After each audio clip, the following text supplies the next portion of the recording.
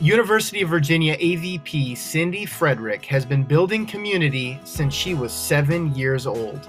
From leading small nonprofits to engaging a 200,000 person global alumni population, I hope you enjoy learning why Cindy feels so strongly that money follows compelling experiences.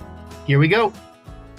Greetings, Raise community. I am so excited that on June 30th, 2020, Advancement New Year's Eve, I am hosting Cindy Fredrick, the AVP of UVA alumni, parents, and friends, joining us from Charlottesville. Welcome, Cindy. Thank you. Glad to be here. So, what do we call June 30th in the advancement world? Are there any memorable celebrations or traditions, like when the dust really settles in the shop, that you've been a part of over your career? Well, usually when we're all together, we do pop a few corks. We have a huge celebration to end the fiscal year, both from a giving and an engagement, and we start the clock again. So we kind of have two New Year's Eve celebrations, one in January and one in June, or July to begin. So yeah, we usually get together and celebrate. We like to celebrate our accomplishments along the way, but this is a big hallmark. Well, like you, we are all trying to adjust to these moments. June 30th is a big inflection point for Evertrue as well. And so we're all trying to get better at how to engage our fellow colleagues and our communities in this virtual environment. And so I have no doubt we'll learn from you and all of the pivoting and changes that UVA has gone through over the last 6 months. We first connected most recently during our COVID series, and that really led to us wanting to do a follow-up show that was a little bit more about you and your trajectory. And I think on that note, I would just love to kind of get your perspective on where this all started, where your journey started, who you are, and what led you down this advancement path. Sure. I think, for my advancement, I didn't even know what it was called advancement, where my journey began. But I grew up in a small town in Wisconsin and very involved in the community as a volunteer. My first job was as a tour guide in our local museum. I started that job when I was 12 years old, giving tours to our local museum. And so for me, advancement was more of it wasn't even development. It was, how do we take care of each other? How do we take care of the community? And how do we give back? And so that has been a part of my DNA from my parents, my grandparents, is that we have a responsibility to give back. And so that's where my journey really began, is how do we care for one another? What town in Wisconsin did you grow up in, and what was the museum called? It was called Melton House Museum. Built in 1844 by Joseph Goodrich, one of the first cement buildings in the United States, home of the Underground Railroad. Oh, I've got it, So that's where I grew up. I went to school in Iowa, and that was a transformational experience for me. Again, continued building community. I went on a Pell Grant, which I didn't even know what a Pell Grant. I thought it was just a great scholarship, but very blessed. Worked my way through college as a nursing assistant, as a tutor, but very involved in student activities, raising money, getting volunteers, looking for a cause, and making it happen. And so that has been, I think, the theme throughout all my journey and jobs. I started out as a social worker. That was my major. So I worked in long-term care, and then decided I really liked the community building, and I decided to get my master's in education, and worked again for a nonprofit small theater company. It was an equity theater company started by Tim Busfield, and got my chops on how to run a nonprofit. I was their managing director, did fundraising, board development, volunteer management, grant writing, small office. It was myself in the office and then a field of actors. Moved to Virginia with my husband, who came here to go to the University of Virginia. and worked for an advocacy group here in town, a statewide sexual assault crisis agency, again, focusing on the education and volunteer management, but also on the grant writing. Spent a lot of time with our centers throughout the state, helping them develop marketing campaigns, annual giving campaigns. And when I was at that job, I managed all the interns. And one of the questions that the interns always say is, where do you see yourself in 5 years? And I said, I love what I do, but if I had my dream job, it would be working full time with college students, but still in the field of community service. And so that job led to a position at the university running our volunteer service center. So I was president and executive director of Madison House, the Student Volunteer Service Center. And in that role, I did all the fundraising, all the volunteer management, the training, the board development, and did that for 14 years. And that was just an amazing, amazing job. And at I would say about the 7-year mark, I worked more with our alumni and started an alumni council and started our alumni giving program and our engagement program. And what I saw was that a lot of alumni were calling back into me and say, hey, I've moved to a new city and I can't connect with anyone. They had this really nice connection at the University of Virginia, and they moved to San Francisco or Boston or Tampa Bay, and their network went away. We didn't get not a lot of internet, and they were kind of lost. And so what I would do is I would just go through my Rolodex and find somebody. And in 2004, the University of Virginia started thinking about how could we engage our alumni, parents and friends in a new way, and created a brand new office, the Office of Engagement. And I was recruited to build this office as a way of how could we develop systematically ways to make greater connections where our alumni and parents and friends lived. So each one of those jobs kind of provided me skills to set up for the next one. But the theme along the whole way has been alumni. Back when I was in Milton, I was very active in our 4-H program, and that was run by alums of that program. So alumni relations, volunteer management, and annual giving, I've been doing for decades. I love it. I love it. As a fellow 4-H club member, I totally respect the tradition and honestly, great way to build leadership skills early on. I have to ask. I mean, it sounds like for you though, getting access to college in the first place. You went to Luther College, which coincidentally is about 9 miles from where I grew up, right in the on the edge of Winneshiek County in Iowa. And so I am curious, as you kind of made that transition, when you think about those early formative years and experiences in college, what stands out? Because obviously something clicked for you to really invest your life in the field of advancement, even before you knew it was called that. Yeah, I think a couple of things. It's your mentors and your people that I was surrounded by who believed in me, who let me think about things in new ways, fast fail. So one of the tenets of Luther is to develop student leadership. And I think, Trish Neubauer was the director of student activities, and I still am with her all the time. I'm connected with her. But I think what the transformation there was that she believed in me.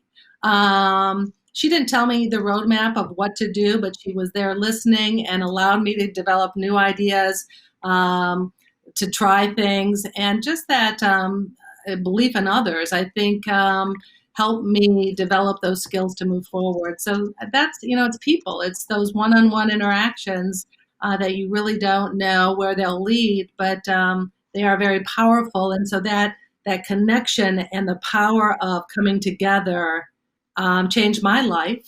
And so I'm very pleased that I can provide that same kind of opportunity for thousands of people just by creating a space for people to come together to improve their own lives, but to improve also others. I love it. And are you still in touch with friends from Luther? I mean, there's not probably a lot of people in the Charlottesville area who are our fellow Norse from Luther, but maybe I'm wrong. Well, the crazy thing is, I came to advancement, and my first meeting, and I came from a very small operation. We only had 4 people, 4 staff members. Coming from the volunteer service center, and everyone's like, "Oh man, you're coming to the big advancement, shop of 200 people. It's going to be totally different than working for a small nonprofit." Madison House was part of the university, but an independent nonprofit. My very first meeting, the chief of staff for our president and the AVP for administration is what? She's a Luther grad. And so in this meeting, so my credibility went up really high just because we had that Norse connection. It's amazing. But I stay connected. I think it's really important. So I've been connected and going back to reunions, serving as a volunteer, connecting with faculty members and friends who are really lifelong friends. I love it. So I hope you took a selfie in that meeting and sent it to the alumni magazine, because that sounds like pretty good content. Exactly. So you're in this role really kind of at the intersection of engagement and giving, and oftentimes, not oftentimes, there are real silos at almost any institution in those different areas. And I'm just curious about the origins of why that role was created, lessons learned along the way, and if there are other institutions out there trying to think about how do we sort of create more of a bridge at that intersection, any lessons learned? Yeah, I think one of the things that attracted me to advancement, and I think them to me, was that this siloed kind of alumni relations and development and advancement in higher education was not what I was experiencing for 2 decades before in the nonprofit world, right? And so in the nonprofit community-based organization, engagement, volunteerism, and giving are all intertwined. There's not, number one, because they're small shops, but number two, I think people don't think as constituents, if you love an organization, you don't think about giving and involvement in 2 different ways. It's all kind of combined. I never saw them as 2 separate things. So when I came to alumni relations in higher education, I came from 20 years of course, you have good working relationships. Of course, you have giving, and you have giving in all forms. Philanthropy, in my mind, is not just dollars. Philanthropy is time. It's promoting. It's advocacy. It's dollars, even if it's $25. And so I looked at philanthropy as all inclusive, not separate, right? So I came from that. I had great working relationships, with major giving officers and nonprofits. I had great relationships on how they all kind of work together. So number one, I came with a philosophy of, I don't know why you guys are making this so hard and why we have so many different silos, because if we can bring together not only development, but we had silos in student affairs, in athletics, in career services. Everyone kind of was so afraid that their mission, their turf. And so I just came with, if we work together, many hands do light work, as my mom used to say, is that if we all come together with the expertise and our subject matter expert coming towards a common goal, it's a win-win. And so that's how I approached it from the very beginning, is saying we have one common goal. How do we keep alumni, parents, and friends engaged? And even engaging parents was something that in the advancement field was brand new, and that's a different story. But that was a big one too. And so I think slowly but surely over time, I think people saw the benefit of how we can think about, especially alumni relations, as a wholeness, the whole person, not one side giving and one side engagement. Yeah. I mean, look, I really think about the idea of the alumni life cycle and how can we be most relevant to a given constituent based on where they are in their lives. And in doing that, how can we earn their gift? And, it's unfortunate. I was just interviewing a woman today in the DC area, and she went to Howard University. And I love asking people in interviews, what's your experience been like with your own alma mater? And I will say though, it's kind of sad at times when you hear the quick bullet points. She said, "Well, they send me a quarterly magazine. Once in a while, I get hit up by a student being asked for money. They'll randomly email me in a manner that has nothing to do with the other things that that I actually do care about." Um, and then she did say, "But they're doing a better job engaging people on social media." But and by the way, this is a woman who right now is in the middle of a career search. And so it's like, how can her institution at this moment be there for her, not asking for Yeah. money, but actually asking how Yeah. we might be able to help? And in doing that, ensuring that when the ask is made, it's much more of a two-way sort of experience. And it does sound so easy, but that is just not the experience that most alumni are having today. And obviously, nobody's perfect, and you're not going to be able to deliver that sort of perfect experience every single time. But it does sound like you're aligned in what you've been trying to establish at UVA in a large, passionate, but still somewhat siloed context. Oh, well, absolutely. I think 15 years ago, if I asked the alumni at that point, most of the messaging, most of the things were related to, giving. And it wasn't, how do we connect with you? How do we create this place that you can continue to belong and reap all those benefits? And it could be jobs, it could be career advice, it could be just celebrating this transformative time in your life. And we've changed that, 15 years ago, the giving asks were much, much higher. And now the opportunities for connection and a place to belong is huge. And I think that was the big thing. When I started the office and was talking to alumni and parents, the biggest thing people would say is, I don't belong. So I would go to an event and say, well, I'm not really a big donor. And people would be apologizing. They'd come to an event, or parents would say, well, I don't really belong here because I'm not an alum. So we did we changed our alumni clubs, very successful, but we got rid of the alumni name because our UVA clubs were one family. We're alumni, parents, and friends. And if you love the university, welcome, come on in. And by opening that up in an inclusive way, then parents could help young alumni find jobs by networking informally. People could celebrate. We could just expand the network. Again, how do you open up a community?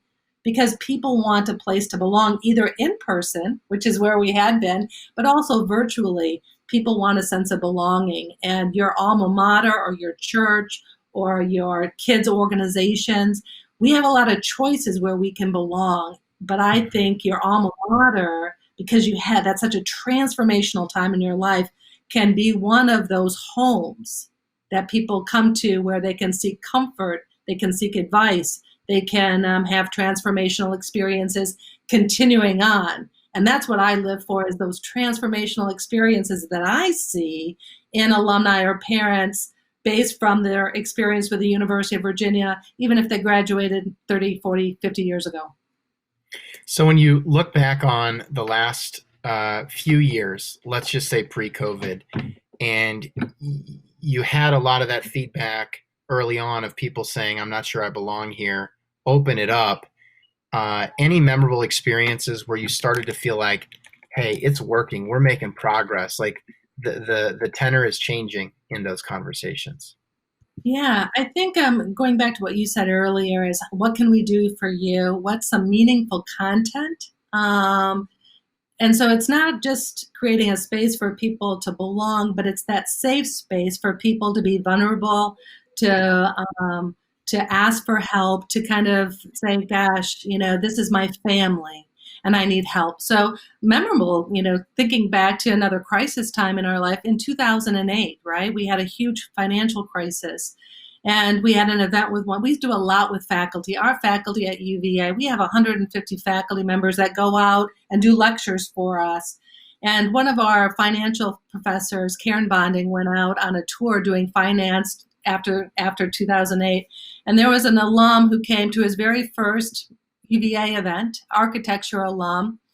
He sat there, we got to the Q&A, and he was distraught. He said, I need some help.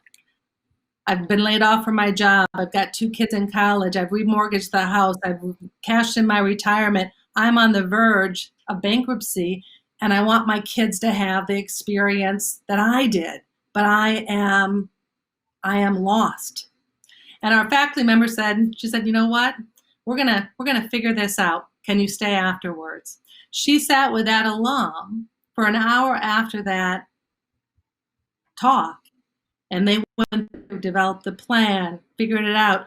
And she gave him hope, right? So he came in to this environment, first time that he's come back to the university in his 50s. But he knew that UVA was here for him, and that changed his life. There is no doubt in my mind that that one interaction changed and possibly saved his life.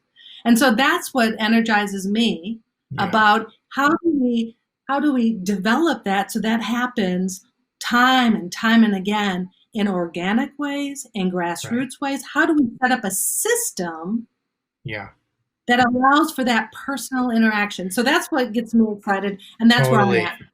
I love it. I mean, it's really inspiring, and at the same time, it makes me wonder how many people are out there who need that help, who aren't taking that first step and showing up and being willing to ask for it. And then obviously you can offer it. There's got to be follow through.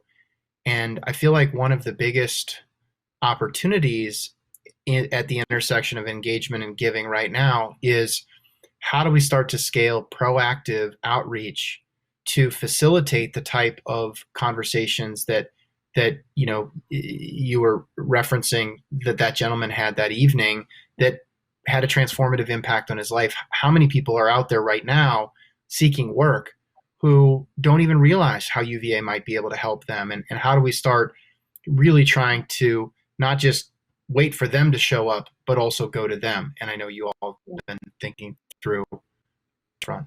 Yeah, and I think part of that is a willingness from administrators and staff to take risks and to give up control. So I think how do you scale that up is that you've got to train the trainer, you've got to develop allies that have that commitment through your volunteer network. If I can only do it from a faculty member, even though we have a lot of faculty that go out, right? And we do a lot of events. I do between 1,000 and 1,300 events a year. Now that's a lot. I mean, that's huge, right? But that's only still a very small. We have 240,000 alumni, an additional parent set, right? For 300,000. So how do we train and create grassroots communities and that are UVA, where we provide tools for volunteer leaders to be able to create that space so that people can either find that or just through informal networking be able to do it. So how we're trying to do it is, how do we create a system to ease the burden of complexity for our regional volunteer networks to be able to replicate that without staff involvement? That way we can expand so greatly. But you've got to have, an attitude of our volunteers and our staff. Volunteers are like our professional staff. We give up some control and we're okay. And then we develop systems and best practices that can train the trainer approach. Again, that goes back to my nonprofit world. In the nonprofit world, we didn't have a lot of staff. And going back to 4-H, right? You develop pockets and you keep training and you have mentorship and you have succession planning and you have all these circles, but the university gives up some control. And that's what we try and do here. And I think one of the things I've really come to respect about you and your team at UVA across grounds is just the focus on tracking, the focus on creating a great experience, but not just relying on anecdotal feedback, hey, I loved it, or it was great, but really trying to instrument and track things at a way that not only help you understand the health of your engagement organization, but also can then really become a source of intelligence for prospect development, for major gifts, for annual giving, so that you are, when it is time to make the ask, you're mapping those resources against the most engaged, most likely to respond constituents. And so I'm curious, one, like during your journey professionally, when you started seeing the importance of metrics and engagement tracking as a form of alumni intelligence really start to emerge. And then if you'd be willing to share a little bit about your pivot to virtual and how that's actually allowed you to scale up not only the events that you're having, reduce budget, but also engage new pockets of people who frankly have not been able to participate in some of the offline activities that we've relied on historically. So journey around events and tracking and metrics and what the experience has been around virtual. Yeah. So I think for me, coming from the nonprofit world and outcome measurements that I've been tracking forever. So one of the first things that I did when I came in to start this new office, we didn't have anyone in data analytics. I didn't have anyone to help me think through that. And people are like, well, all we need to do is track how many people and how many events. And we want events to be our driver. And I said, it doesn't matter how many events you did. If you don't know who the people are that went to the event number one could be not very good.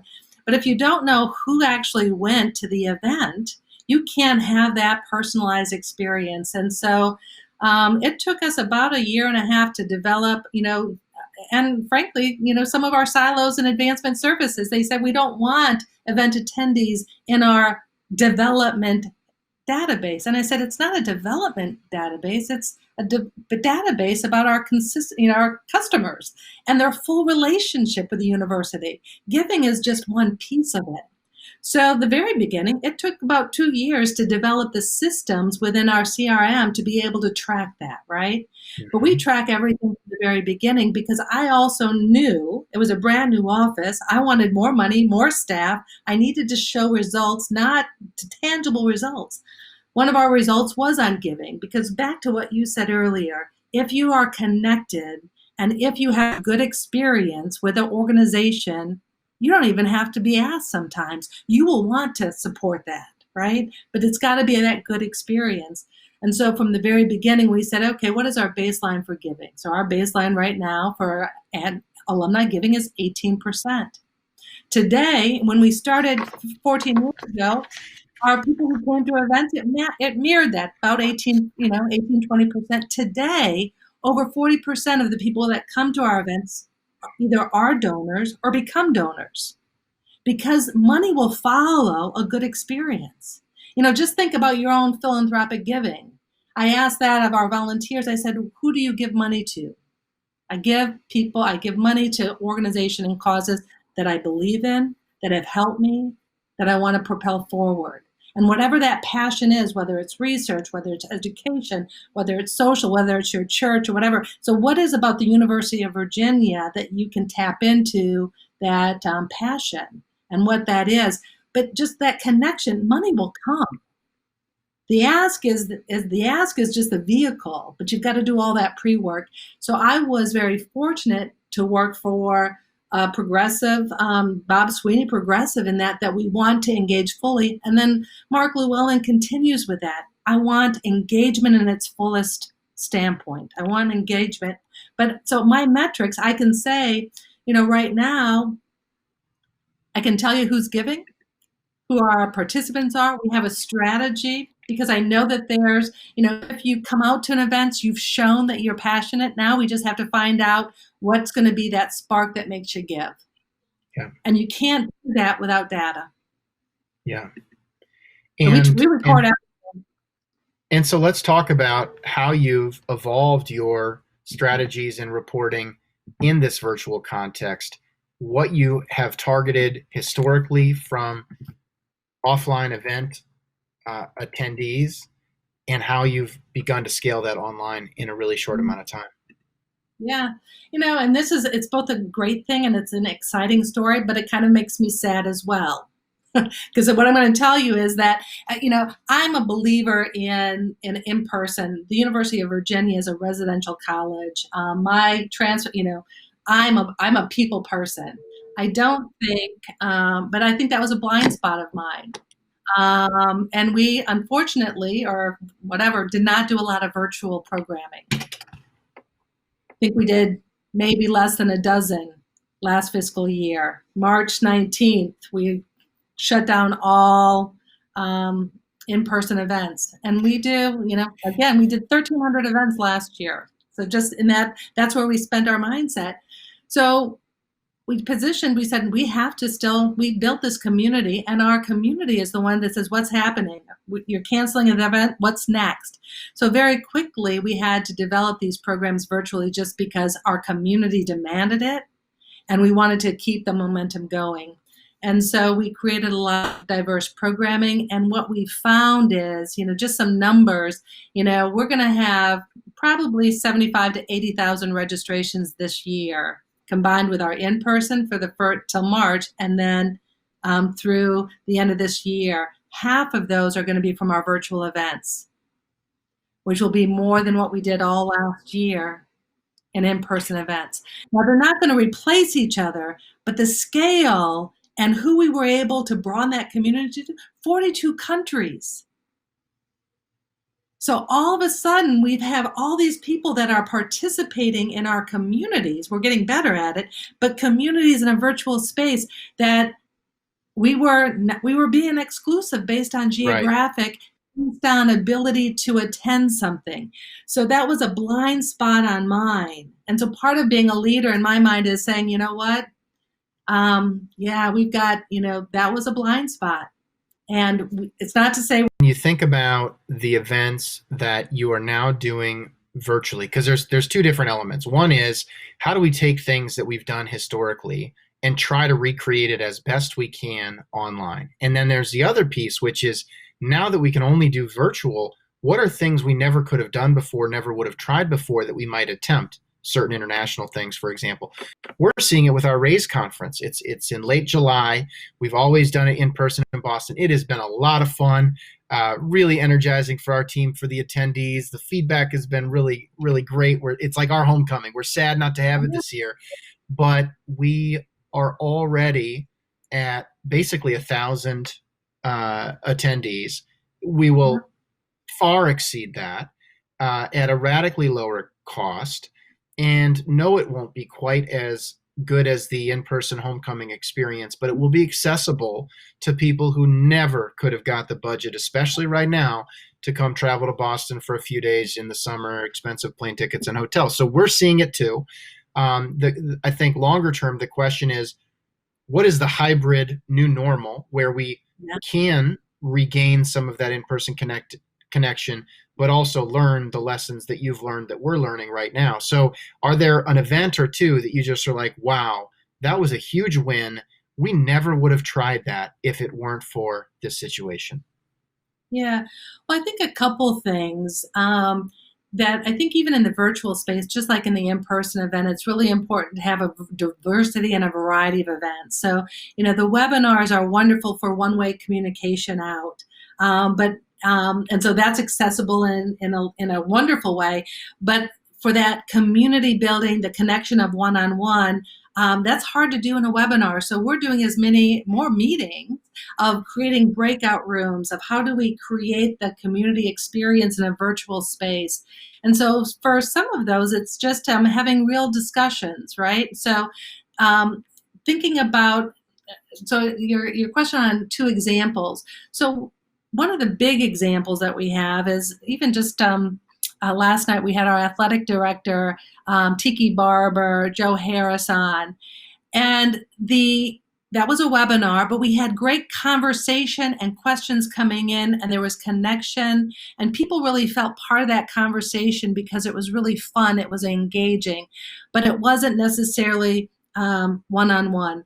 Then we go to another event with a faculty member talking about COVID-19 and the research, and we have 50 people on that call, and we break out into two separate rooms, and we're talking about what's happening in the community and these heroes, and there's connections being made, but we make them smaller, less than 10 people in a breakout room, and then coming back. So you still have to think, just like with an event, what are the logistics? How do you set up the flow? How do you create spaces for one-on-one connection?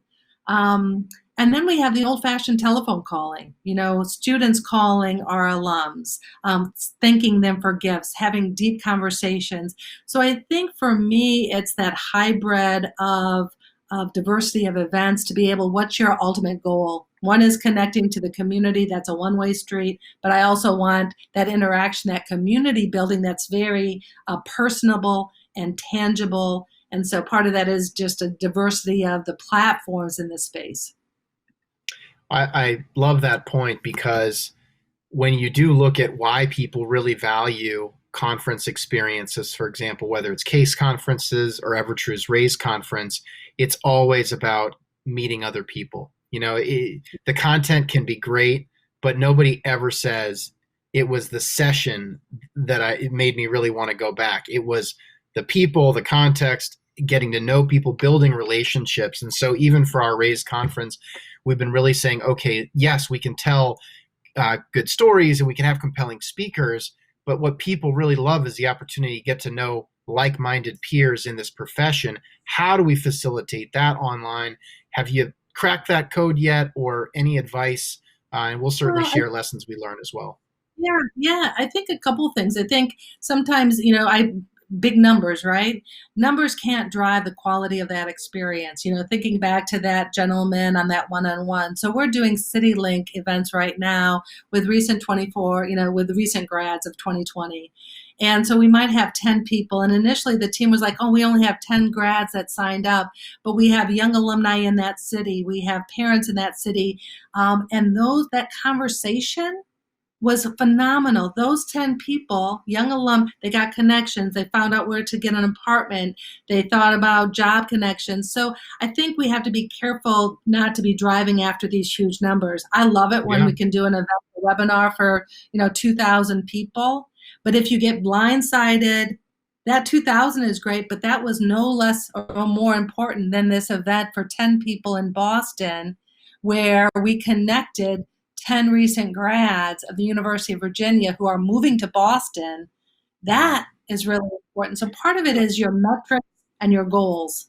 And that is the beauty, I think, of this Zoom economy that we're living in. It would have been hard to justify physically hosting that event or facilitating that connection for those 10 people. But when you're a Zoom link away, it's so frictionless that you can start to deliver experiences like that are not scalable, but are really high impact because they're more intimate in nature. So I think we are just scratching the surface, and we're all trying to make the most of what has been a really challenging 2020. But I think these are examples where it goes back to the golden rule. Like, I would have loved somebody when I moved to Chicago in 2004 from the university reach out and say, hey, Brent, there's 9 other people who just moved to Chicago. We're going to schedule, a little gathering for you. Yes, I can do that. Yes, there's a directory. Yes, there's LinkedIn. I can go and find that information, but that has so much more friction than you helping architect and orchestrating that relationship building, so that when it comes time for me to decide where I'm going to give my time or talent or treasure, I can think, oh, it's a no-brainer that I'm going to give it back to Brown or UVA, et cetera. And for me, like, I did have one individual who went out of his way when I moved to Chicago who said, you need to meet these other people in Chicago. And it changed my life. It literally changed my life. It would have been so easy for him to not do that. It was so easy for him to do that. And I'm hopeful and optimistic that that Zoom room with the 10 people who are recent grads in Boston, in some way, their lives will be a little bit better because of it. And maybe in big ways, depending on how things play out over the next several decades. Yeah, there's no doubt in my mind. That's exactly right. So I think part of it is being clear on what your goals are, and both have these big things to bring people to the family so that you can be very inclusive, but you have to just have the variety of in-depth experiences. You just said the word inclusive, and I was thinking about some of our past discussions, and oftentimes we ask people, if you could wave a magic wand and just make one big change about the advancement industry, what would it be? And you'd indicated that you felt like we really need to be more intentional about creating diversity within the field of advancement. And I'd love for you to share your perspective on that. I think diversity for me is in all forms. So I think, I'm not an alum of the University of Virginia. My husband is. I've paid for him to go here. And people always say, gosh, how can you be leading an alumni engagement office from your not alma mater. And so for me, diversity is, I want people coming with a variety of experiences, alum, not alum. We are very heavily female in our advancement shop right now. I want males, I want young, I want old, I want racial, I want ethnic diversity, sexual orientation diversity. And we have been pretty much, we have not had a lot of diversity in our advancement profession. And so how do we, at least at the University of Virginia, we look at how do we intentionally not just sit back and say who's going to come in, but start that process very early. So thinking about even advancement as a career, if I look at our most diverse operation shop within advancement, do you know what it is? What area? It's your phonathon. Our phonathon, student callers, is the most diverse economically, ethnically, racially.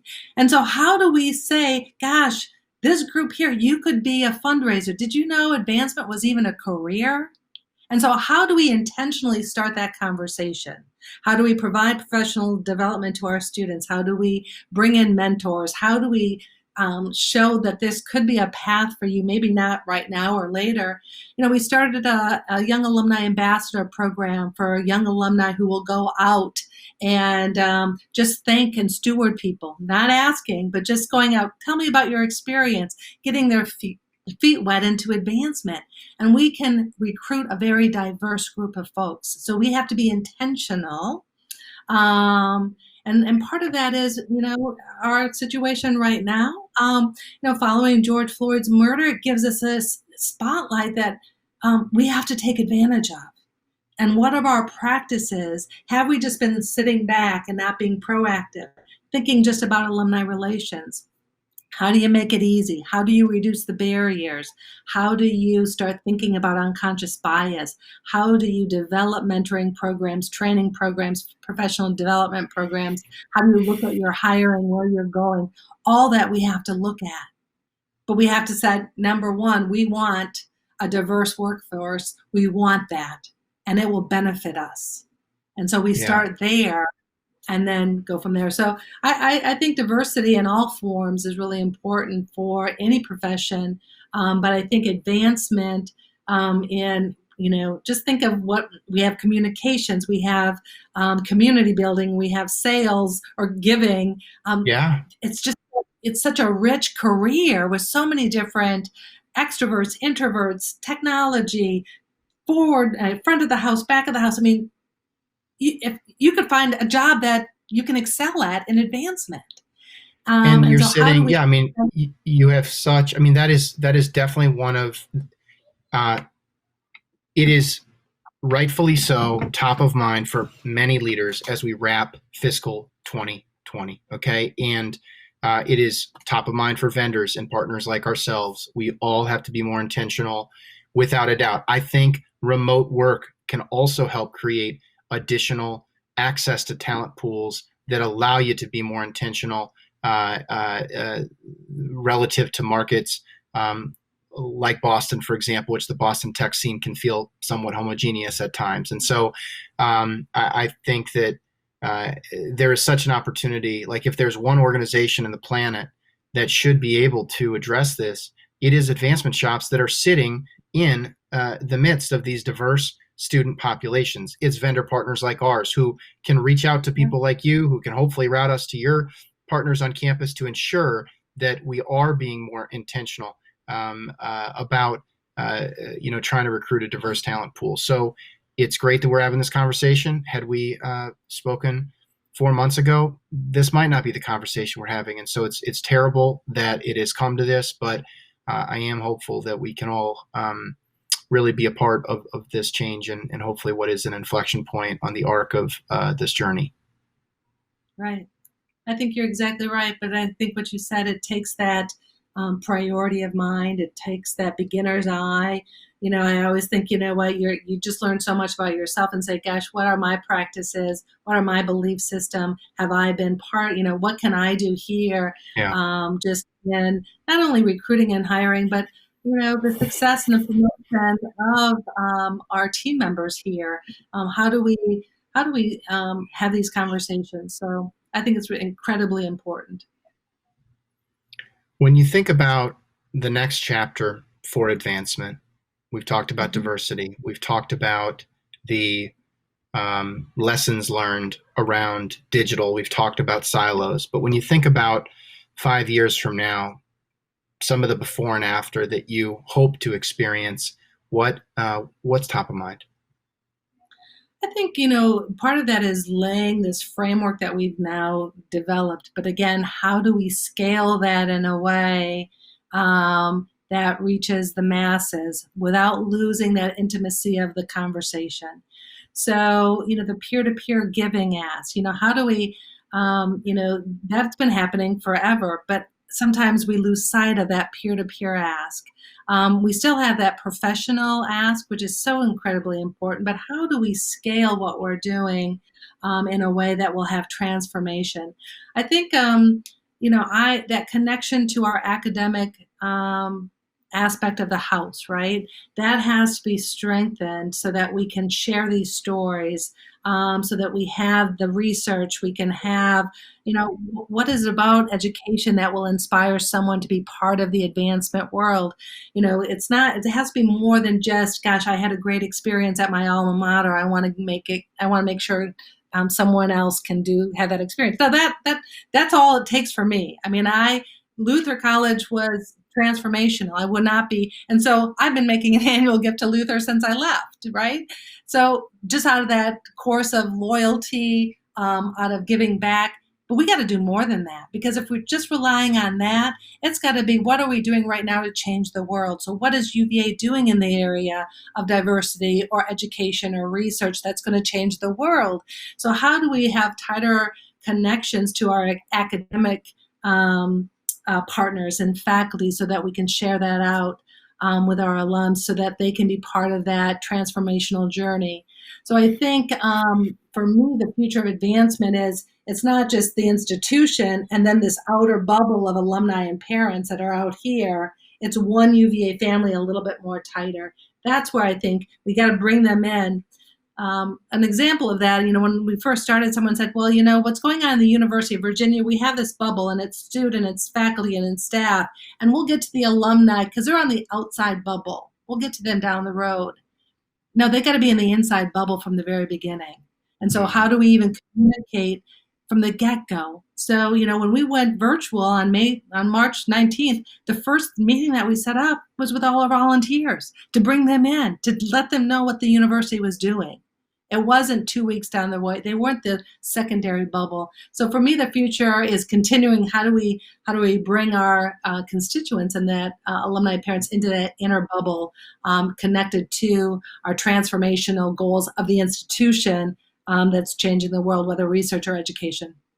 Yeah, well, look, I think the alumni connectivity at UVA has been a tremendous source of access and opportunity professionally, not to mention all of the social experiences, and then certainly philanthropically. And you've set such a high standard for so many others to aspire to learn from. And I think that being able to do that in such a decentralized context with so much tradition and history is hard. And so it's not like, oh, it's UVA, they all love each other, they love the school, it's easy. It's still really, really complicated, I think, to execute the kinds of plans and change that you've been able to execute. And I'm with you. I think the trick is scale with intimacy. Like, how can we leverage these new capabilities? How can we think about new job descriptions, new goals, new metrics? Technology will not do it for us, but it can help us scale that 10-person experience in Boston, or engaging all of your volunteers. And if we can figure that out and really bring that intimate scale so that the alumni experience is less transactional for a greater portion of the giving pyramid, I think the untapped potential is tremendous. Well, you're exactly right, Brent. I think, just thinking about technology and thinking, when I was in the small shop, not little nonprofit, 20 years ago, everything, it was, dear Cindy Fredrick, and it was handwritten notes. That's how we raised money. So I came here, and it was, we first started even our solicitations. It was, dear fellow alum, I'm going to throw, that's a waste of a stamp. That's a waste of a communication, because it's not personal. So I think technology is not the answer, but now today we are utilizing our technology and our data. So it's, dear Cindy Fredrick, thanks so much for your last gift of $50. I'm so glad that you participated in Madison House, or, whatever, because we have this knowledge. And how do we make things as personal that we can, that scale it to 200,000 people? Now, technology, we can't do that. I used to be able to do that handwritten when I had 1,000 donors. I could make sure we could do that and get all the board members. We'd have it personal. I can't do that for 250. So technology is really critical for us to be able to leverage that, to have that intimate relationship, even with fundraising, so that people think, gosh, the university knows me. And that's where we have that information. We are aligned in our desire to support that kind of experience, and really, it's been a privilege to be on this journey with the University of Virginia, and we've spent so much time there. My colleague Maggie, we've really been on grounds, but there's a lot of people to get to know, so we're still working at it, and we really appreciate your support. And I guess my final question would be, the people you've worked with along the way, either as colleagues or as peers at other institutions, who really stand out. Are there certain characteristics when you think about the people that if you could assemble your dream team of advancement professionals, what are the characteristics or skills that you really would look for? Yeah, I think the biggest thing is that desire and passion to change people's lives, that they really want to do that and will do whatever it takes. So for me, it's that drive to bring people together towards that common goal. So that's number one, is drive and passion. I think number two is not to be afraid to try new things, and to begin with that beginner's eye. I think sometimes we think we know it all as professionals in advancement. So I'm a really big believer in making sure we listen, that we ask questions, that we find out, going back to your initial question of how do we know, or your comment regarding alumni, what do they need? So I think I look for people who are inquisitive, that know how to listen. My dream team is someone who doesn't have all the answers, but will find the solutions in a team environment. And so that passion is individual. I want that drive, but I want someone to come in to say, this is a team sport. We are about building community, and I don't know everything. The moment that I think I know everything, going back to, we did not do virtual events. And if I would have just said virtual events are not going to happen, I would have had these blinders. So I think that continuous learning is something that I look for on that dream team, that you want to learn, that you're excited about that. And then the final one is, I want people that are joyful in the impact that they're making. And so, where do you find that joy? And as a manager, how do I help find that for other people? And that's where we go back to, how do we have a diverse workplace? How do we grow people in their careers? And I find how you can do that is find out, sometimes you get someone in and then you find their joy. And then it's up to me as a manager to say, how can we recreate a job? How could we redefine? How could we open up our avenues of new work to be able to have that joy be fulfilled? And if we can do that, we have a dream team that can produce 1,300 events in a year for 75,000 registrations. I love it. Well, volunteers, right? Volunteers. So that's my dream team. I know you. The whole world, I think, at least right now, appears to be in a bit of a hiring freeze, or at least the higher education world. So I'm just going to encourage the listeners to bookmark the UVA jobs page and just keep an eye out when we get back to it. Yeah. Well, people, the good thing is, we have openings everyone. We have a team that stays. Once they get in, they stay. But we're growing. The need is out there. And so I would love for anyone to come to work for the University of Virginia.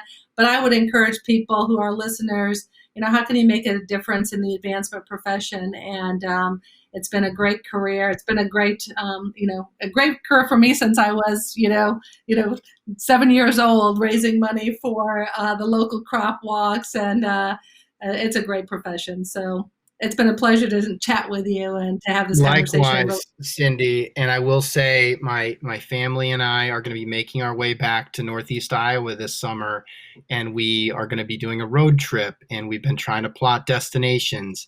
And the Melton House from 1844 just went way up on the potential list of stops. So thank you for your time, for sharing about your journey, and we really look forward to seeing what happens as the One UVA mission continues to advance. Yeah, wahoo wah. Thanks so much for having me, Brent. Wahoo wah. Thank you.